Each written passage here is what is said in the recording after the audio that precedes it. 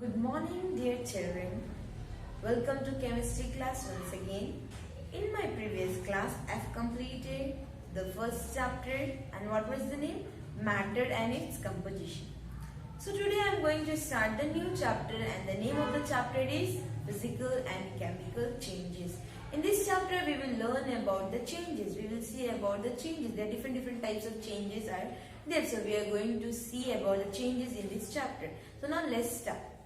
So what is this change? Change is the fundamental law of the nature. And what does this word change mean? The change means the transformation of substance from one form to another. When a substance changes its form from one form to another, that is called the change. For example, when you take the ice out of the fridge, it is in solid form. Okay? And when this ice you have taken out of the fridge, when it absorbs the heat from the surrounding, what happened? It starts melting. It starts melting. So the ice was in solid. Ice was solid. So after absorbing the heat, it has changed to liquid, that is water. So the ice has changed its form from solid to liquid. So this is the change. It has changed from one form to another. There are different types of changes which you see around yourself every day. The sunrise, the sunset, day and night, the growth of plant, the growth of babies. Okay, so these are the different types of changes you see around. There are many changes, okay, you see around. Okay, and there are also some things that do not change. Okay, they do not change. So now let's start our chapter. The first topic of this chapter is types of changes. So whatever you see around is divided into categories. Whatever you see around the changes is divided into categories. Changes are natural and man-made changes, slow and fast changes, periodic, non-periodic changes, physical and chemical changes, okay, desirable, undesirable changes, reversible, irreversible changes, and exothermic and endothermic changes. So we are going to learn about this in detail. One by one we will see about this. So now let us start with the natural change and man-made change. We will see here the difference between the natural change and man-made change. So first I will teach you about the natural change, then we will see about the man-made change. What is this natural change? By the word natural, it automatically comes that the change is by nature. It occurs naturally. Okay, now let's see what is the definition of natural change. A change that occurs naturally is called the natural change. Now what are the examples of this natural change? Formation of cloud and rain. Formation of cloud and rain is a natural change. Can man form the cloud? Can man do the rain? No, they cannot. This is a natural change. Snowfall is a natural change. Occurrence of day and night is a natural change. Sunrise, sunset is a natural change. Okay? Then the growth in the plant is also a natural change. The growth in the plant is also a natural change. Now let's see the man-made change. Now let's see what is man-made change. A change that occurred due to the action of human being is called the man-made change. By the word man-made only we can say the change brought about the human beings or brought about the man. It's called the man-made change. Now let's see the example of man-made changes. Okay. Number one, you can take the cooking of food is a man-made change. Okay. Then we can take the construction of roads, the construction of buildings, the construction of bridges. These all are what? Man-made changes. No? The man brings about changes in this. Manicuring of the grass means cutting the grass into shapes. Cutting the grass into shapes are brought about the man. Man can change the shape of the grass. Wherever it wants, it can fix the grass and make it shape. Okay. When you go outside, okay, in your holidays and all, you see some elephants or some other statue on which the grasses are put on it, okay, and it is cut in that shape. So that is called the manucuring of grass. The man has cut the grass into shape and it has changed that shape into elephant or other, whatever the shape of that animal is, the man has changed it by cutting the shape of the grass. So this was about the natural change and man-made change. Now let's see about the difference between the other changes. Okay, that is slow change and fast change. Now let's see the difference between the slow change and fast change. What is this slow change and what is this fast change? First we will see about the slow change. By the word we can say that the change is taking place slowly and slowly. The substance is taking time to change from one form to another. It's called a slow change. A change that occurs over a long period of time is called a slow change. And what are the examples of slow change? The growth in the plant is a slow change. Okay, it takes time to grow the plant into tree. It takes years and years, so it is a slow change. Baby growing into adult is also a slow change. The fruit ripening on a tree is also a slow change. Okay, and rusting of iron is also a slow change. Okay, in your home you have the iron materials and it gets rust. It gets rust and it takes time to rust. It is not that today you will bring the iron and tomorrow it will rust. No, it will take time. It will take months or a year to get rust. Okay, so these are the slow changes. Okay, now let's see what is this fast change.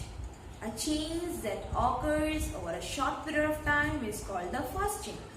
Okay, by the word fast we can say the change is taking place very fast. The change is taking place very fast. And now let's see what are the example of this fast change.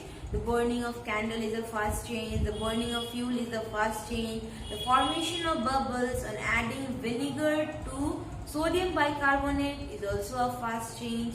Okay, and bursting a firecracker is also a fast change. As soon as you put the fire on the cracker, start bursting. It start bursting.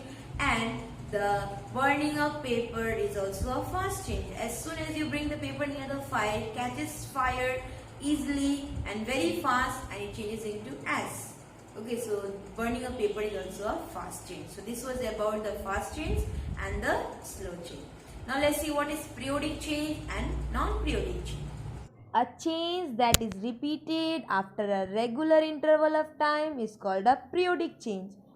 Now what are the examples of this periodic change? The change of season is a periodic change. The season will change after one after another and it takes place after a regular interval of time. Okay, the rotation and revolution of earth is also a periodic change and the occurrence of day and night is also a periodic change. It also occurs after a regular interval of time. After day the night comes and after night the day comes. Now let's see what is non-periodic change. Okay, non-periodic change. A change that is not repeated after a regular interval of time is called a non-periodic change. It will not occur after regular interval of time. It can occur anytime. Like occurrence of earthquake. Earthquake comes anytime. It is not said no, that after 1 month, after 1 year the earthquake will come. It's not said. So the earthquake is non-periodic change. It occurs anytime. Volcanic eruption is a non-periodic change. The volcano erupts anytime. Okay, cyclones, lightning, thunder. So these all are the non-periodic changes. Okay, these are the non-periodic changes. Okay, now let's see the next one, that is the physical change and chemical change. Let's see the difference between the physical change and chemical change. Now what is this physical change? A change in which the chemical composition of a substance remains unchanged is called the physical change. In physical change, the chemical composition of the substance will not change. Okay, it will remain same. Okay, in physical change, no new substance will be formed. Energy change is usually small. It is easily reversible. You can reverse it again. Okay, and most of the physical changes are reversible. Okay, most of the physical changes are reversible. Like you can reverse it back what you want. Now let's see the example of the physical changes. Okay, now let's see the examples of physical change. Folding of paper is a physical change because when you fold the paper, no new substance are formed. No new substance are formed. No, just you fold the paper and you can reverse it back. Okay, cutting of paper into pieces is also a physical change. No new substance is formed. Just you have cut the paper, the shape and the size has changed. Okay, but it is irreversible. What I have said that most of the physical changes are reversible, but some are also there which are irreversible. So cutting of the paper is irreversible. So now let's see the other example, that is sublimation, drying of clothes, evaporation, condensation, melting of ice, freezing of water, dissolution of sugar or water into ice, dissolution of water. So these are the example of physical changes. Melting of butter is also a physical change. It is also a physical change. When you melt the butter in your pan, what you get? You get butter only. So it is also a physical change. Now I said that some are there which are irreversible physical change. Okay, now let's see what are they. Okay, like cutting of the paper or cloth is irreversible. Okay, you cannot again change back that cut. Whatever we have cut that paper into pieces or cloth into pieces, you cannot back change into a fresh cloth. Okay, wood to sawdust, when the wood cutter cut the wood, the dust is produced, so it cannot be changed back into wood. Okay, then we have the cracked eggs. Okay, this egg, when it cracked, no new substances are formed. No new substances are formed, but it is irreversible. We cannot change back into the fresh egg when the egg has cracked. So these are the physical changes, but they are irreversible. Okay. Now let's see what is this chemical change. A change in which the chemical composition of a substance changes is called the chemical change. Okay. In chemical change, a new substance is formed. Considerable energy is involved in the change, okay, and it is difficult to reverse. Whatever the chemical changes will take place, it is difficult to change back again to its original form, okay, and most of the chemical changes are irreversible. Now let us see the examples of chemical change. Okay, number one is the curdling of milk.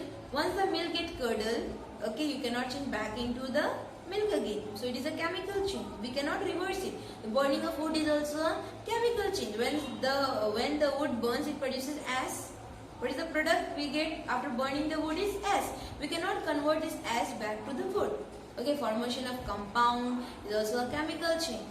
Digestion is a chemical change. Photosynthesis is the chemical change. Respiration is a chemical change. Firework is a chemical change. Okay, cooking of food is a chemical change. Cooking of food is a chemical change. Cooking of food is a chemical change. Spoiling of food is a chemical change. Okay, you are growing in size is a chemical change. Then ripening of fruit is also a chemical change. So these are the chemical change, and at last the burning of candle is also a chemical change. These are the chemical changes which cannot be reversed. There are also some chemical changes which can be reversed. Okay, like in physical change, we have seen that most of the physical changes are reversible, but few were exception to that which cannot be reversed. So in same way, the chemical changes, it is difficult to reverse. It is irreversible. So, but there are few changes which can be reversed. In chemical change also there are few changes which can be reversed. Now let's see what are that. Now let's see the examples of chemical change which are reversible, like recharging of the discharge battery is the chemical change, and it is reversible. It is reversible because we can recharge the discharge battery. When the battery gets discharged, we can recharge it. So this is a chemical change, but it is a reversible change. It can be reversed. Okay, again it will get discharged, again we can recharge it.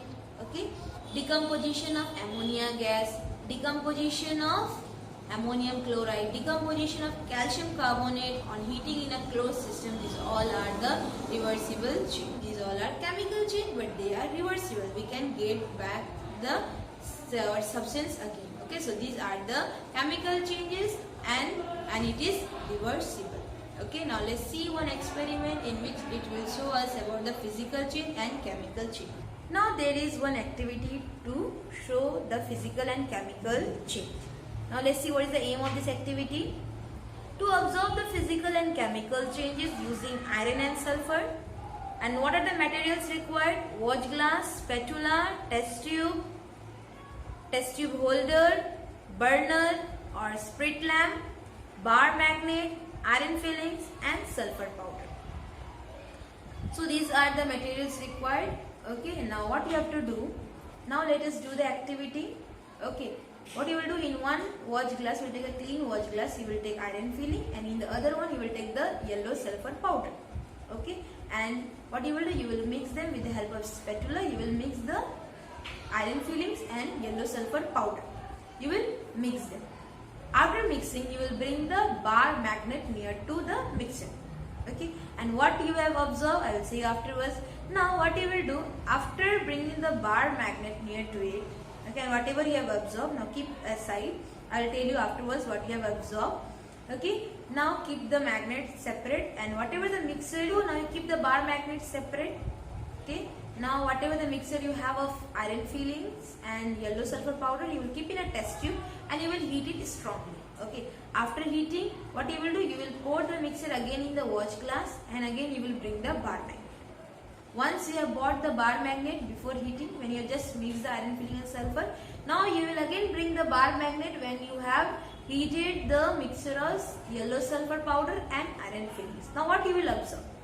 Number one, you will observe that when you have just mixed the iron filling and sulfur, and when you have bought first time the bar magnet near to it, you will observe that all the iron fillings will get attracted to the bar magnet and the yellow sulfur powder will be left in the watch glass. Okay. Now, after heating, what you have done? You have kept again in the watch glass. So, after heating, that iron and what you say, yellow sulfur, iron fillings and yellow sulfur powder mixture has become iron sulfide. On heating, it has went on chemical reaction. The what is a mixture of yellow sulfur powder and iron, it has undergone the chemical change. It has undergone the chemical change, and iron is no longer iron. It is converted into iron sulfide. That is black powder. That is black powder.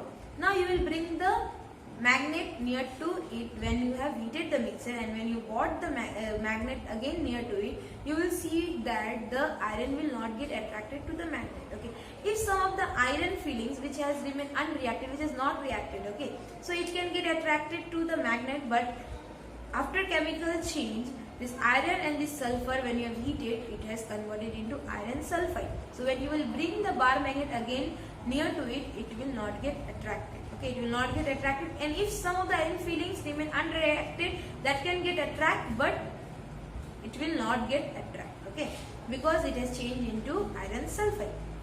So what we have seen is that when there was just a mixture of iron filling and sulfur, that was a physical change, because no new substance was formed. Any substance was formed? No new substance was formed, and when you bought the bar magnet, it got attracted. But when you have heated this mixture of iron fillings and yellow sulfur powder, okay, what it has changed? It has changed to iron sulfide, that is black powder. It has changed the chemical composition, that is chemical change. So have you understood what is changes, physical change and chemical change? First, we have just mixed the yellow sulfur powder and iron filling, and we have brought the bar magnet near to it. No new substance was formed. This it was a mixture, because the iron got attracted to the magnet and the sulfur was left in the watch glass. And but when you have heated the mixture, what you have got? Iron sulfide. The chemical change was there. The chemical composition was changed. Okay, so this was the activity about the chemical change and physical change. Now, what is the conclusion of this activity is that when we have mixed the iron fillings and yellow sulfur powder, it was a physical change because no new substance was formed. But when we have heated this mixture, in a test tube, okay, so what was the change? It is a chemical change. The chemical composition get changed and new substance was formed, that was iron sulfide black powder. Okay, so you have understood now what was there in this activity about the physical and chemical change. Before we had just mixed the iron filling and yellow sulfur powder, it was a physical change because no new substance was formed. Okay, and next when we have heated it strongly, what was formed? The chemical composition has changed and it has undergone the chemical change and new substance was formed, that was iron sulfide. So in this we have seen that the chemical composition of the substance changed and the new substance which is formed, that iron sulfide, no longer get attracted to the magnet. Before it was not heated, it got attracted to the magnet. now it has not got attracted to the magnet after it changes. Okay, after it undergoes the chemical change, it does not get attracted to the magnet. So this was about this activity. Okay. Now let us see the difference between the desirable change and undesirable change. Now what is this desirable change? A change that is useful to us is called the desirable change. Now what are the examples of desirable change which are useful? Like curdling of milk to make the cheese is a desirable change. We curdle the milk to make the cheese. Okay, and cheese is useful to us. The ripening of fruit is also a desirable change. Okay, now let us see. Now let us see what is this undesirable change. A change that is harmful to us is called undesirable change. What it is? This undesirable change. It will harm us. It is not useful to us. Now let's see what is the example. The burning of finger is an undesirable change. Okay, it is undesirable change because the burning of finger is harmful. It is not useful. It is harmful. It hurts us. So this is undesirable change, and we don't want this change. Do we want to burn our finger? No. This is undesirable change. Curdling of milk, which is meant for drinking, is also an undesirable change. The milk which you have kept for drinking but it has curdled, it is an undesirable change. You will not drink the curdled milk. Will you drink the curdled milk? No, you don't drink the curdled milk. Rather, we use this curdled milk to make the cheese and all, which is the desirable change. But the milk which we have kept for drinking and is curdled is an undesirable change. Okay, so don't get confused. In the desirable change, there was a curdling of milk which we have used for making the cheese. So this was the desirable change. And the milk which we have kept for drinking and it has curdled, that is undesirable change. Okay, and rotting of fruit is also an undesirable change. The fresh fruit has rotten. Would you like to eat the rotten fruit? No, you would not like to eat the rotten fruit. Okay, so this was about the desirable and undesirable change. Now let's see about the reversible and irreversible change. Now let us see the difference between the reversible change and irreversible change. Now what is this reversible change? Okay, a change that can be reversed by reversing the condition that brought about the change is called the reversible change. In reversible change, we can reverse it back. Whatever it has changed from one form to another, we can change back to that original form in reversible change. In reversible change, it is what is said. Reversible change is indicated by double arrow or double-sided arrow. Okay, you can see there that ice and water is shown there. You can see ice and water is there. Okay, and you can see in between what is there? Double arrow is there. Okay, both side arrow is there. This shows that ice can be changed to water. Okay, when the ice will absorb the heat, it will start melting and it will change into liquid, that is water. Again, when this water is kept in the freeze, when we freeze it, again it will change into ice. So this double arrow means it is reversible. That means the ice can change to water. Again, this water can be changed to ice. And even you can show it by the double-sided arrow. Okay, now let's see the example of reversible change. The change of state of matter is the reversible change. I have already showed you this in my chapter number 1, interconversion of state of matter. Then ice melts to water on heating is also a reversible change, because this water can be changed back to ice. Okay, when this water is cooled to its freezing point, this water will change back to ice. So these were the example of reversible change. Now let us see what is this irreversible change. Now let us see what is this irreversible change. A change that cannot be reversed is called the irreversible change. You cannot reverse back. You cannot reverse it back. You cannot again change whatever the form it has changed. You cannot change back to its original form. So this is irreversible change. And irreversible change is indicated by the single-sided arrow. You can see paper and ash is there, and in middle single-sided arrow is there. That means once the paper has changed to ash, we cannot change this ash back to paper. We cannot change this ash back to paper. So this is irreversible change. Okay. Now let's see the examples of irreversible. Now what is the example of this irreversible change? Once you cook the egg, okay, and the egg will cook on heating. Okay, it will cook on heating. So you cannot change this cooked egg back into the raw egg. So this is irreversible change. You cannot change it back. This is irreversible change. So this was about the reversible and irreversible change. Okay, let us see the difference between the exothermic change and endothermic change. Now what is this exothermic change and what is this endothermic change? A change in which the energy is released in the form of heat is called the exothermic change. When there will be a change and energy is released, a heat is produced, that change is called the exothermic change. What it is called? It is called the exothermic change. And what are the examples of this exothermic? The burning of fuel. When you burn the fuel, what is produced? Heat is produced, heat is released. Okay, condensation of steam, fireworks, when you any firework is done, or you press the firecrackers and all, what is released? Heat is released. So it is the exothermic change. In the chain in which the energy is released in the form of heat is called the exothermic change. Okay, so understood what is this exothermic change? Now let us see what is this endothermic change.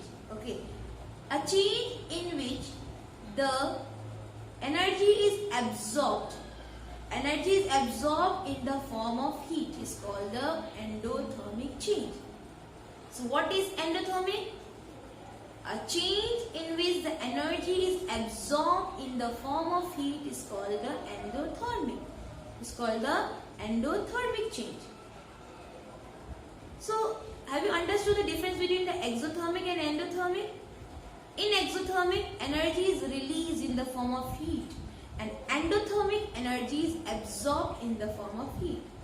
So now let's see the example of endothermic. Cooking of food is the example of endothermic, because when we cook the food, the energy is absorbed, the heat is absorbed, then only the food gets cooked. Okay, melting of ice, I've already said, the ice melts because it absorbs the heat from its surrounding, then only it starts melting. Boiling of water is also the example of endothermic change. When you boil the water, how it boils? It absorbs the heat. Okay, it absorbs the heat. So these were the example of endothermic change. So you have understood what is exothermic and endothermic, the difference you have understood. Now we will end our today's class, okay, up to this much, okay, and whatever I have taught you, you will learn by your heart. Whatever changes I have taught you about the natural and man-made change, slow and fast change, periodic, non-periodic change, physical, chemical change, desirable, undesirable change, reversible, irreversible change, endothermic, exothermic change. So these were the changes, okay, you will learn by your heart. Okay, and in my next class I will teach you in detail about physical and chemical changes, and some of the activities are also given here. So in my next class I will teach you about this. So for today up to this much. Okay.